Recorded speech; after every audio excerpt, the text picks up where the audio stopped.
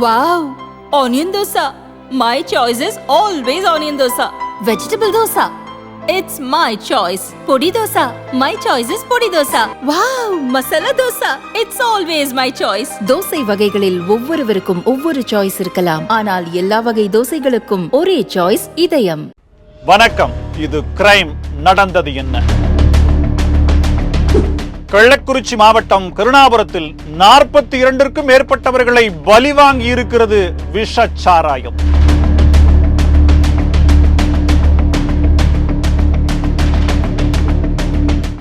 ஆரம்பத்தில் இது கள்ளச்சாராயம் அல்ல, மெத்தனால் என்று பூசி மொழிகிய அதிகாரிகளால் இறப்பு எண்ணிக்கை அதிகமாக வேறு வழியே இல்லாமல் உண்மை வெளிச்சத்திற்கு வந்தது. தமிழகத்தில் இன்னும் எத்தனை கள்ளக்குறிச்சிகள் இருக்கிறது? கண்காணிக்க வேண்டிய காவல்துறை, தடுக்க வேண்டிய மதுவிலக்குத்துறை வேண்டுமா? குற்றத்தை தடுக்க தவறிய திராவிட மாடல் அரசே, உங்கள் கட்சியின் காசை கொடுங்கள், மக்கள் வரிப்பணத்தில் கொடுக்க அவர்கள் என்ன தியாகிகளா என்று மக்கள் கேட்கும் நிலையில் பகீர் கிளப்பும் உண்மை தகவல்கள் உங்களுக்காக.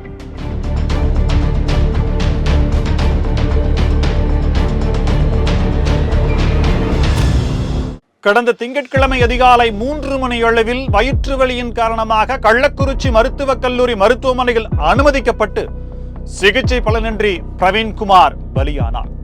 இவர் பலியான நிலையில் இறந்தவரின் இறுதிச் சடங்கிற்கு சென்றவர்களும் வாகனத்தில் வந்து விநியோகம் செய்த விஷ சாராயத்தை குடித்திருக்கிறார்கள்.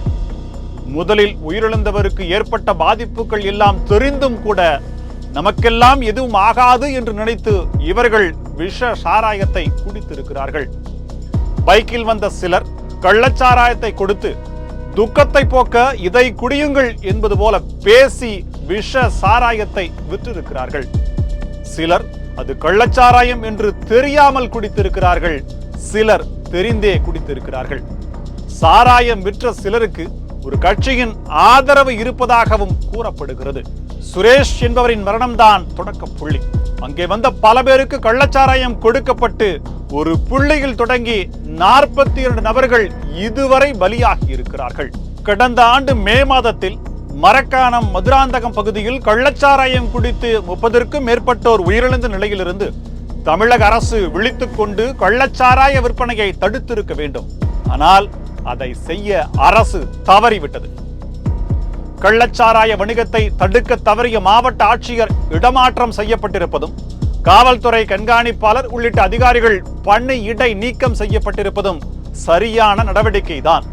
ஆனால் இது போதுமானதா? கள்ளக்குறிச்சி மாவட்ட கள்ளச்சாராய சாவுகளுக்கு முக்கிய காரணம் அங்குள்ள கள்ளச்சாராய வியாபாரிகளுக்கு திமுகவினர் கொடுத்த ஆதரவு என்று கடுமையான குற்றச்சாட்டிற்கு என்ன பதில் சொல்ல போகிறது அரசு? கடந்த ஆண்டு மரக்காண பகுதியில் நிகழ்ந்த கள்ளச்சாராய சாவுகளுக்கு காரணமான சாராய வியாபாரி மருவூர் ராஜாவுடன் விழுப்புரம் மாவட்டத்தைச் சேர்ந்த அமைச்சர் மஸ்தானுக்கு நெருங்கிய உறவு இருந்தது அம்பலமானது. கள்ளக்குறிச்சி கள்ளச்சாராய சாவுகளில் சாராய வியாபாரி கண்ணுக்குட்டி என்கின்ற கோவிந்தராஜ் என்பவருக்கும் திமுகவின் சட்டமன்ற உறுப்பினர் உள்ளிட்டோருக்கும் இடையே நெருங்கிய உறவு இருப்பதும் உறுதியாகி இருக்கிறது. இது குறித்து விசாரணை நடத்துவதுடன் கள்ளச்சாராய வணிகத்திற்கு துணை போன அனைவர் மீதும் கடுமையான நடவடிக்கை எடுக்கப்படுமா?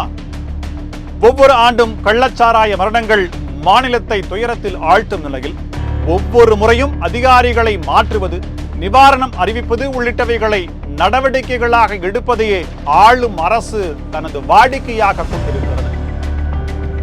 ஆளும் அரசின் மீது விழுந்துள்ள கரையை முதலமைச்சர் எவ்வாறு துடைத்தெறிய போகிறார்? கள்ளச்சாராயமோ விஷச்சாராயமோ எப்படி பெயர் வைத்து அழைத்தாலும் அது ஒரு உயிர் கொல்லியே. இத்தனை உயிர்கள் பறிபோனதற்கு காரணம் என்ன என்று தெரிந்தும் அவர்கள் மீது நடவடிக்கை எடுக்காமல் இருந்தால் இதுவும் கடந்து போகும் என்று மக்கள் விடமாட்டார்கள். காரணம் இது தொடர்கதையாகும் என்பதால் என்ன செய்ய காத்திருக்கிறார் முத்துவேல் கருணாநிதி ஸ்டாலின் என்பதை பொறுத்திருந்து பார்ப்போம். கருணாநிதியின் மகனுக்கு கருணாபுரத்து மரண ஓலம் கேட்குமா? மீண்டும் சந்திப்போம்.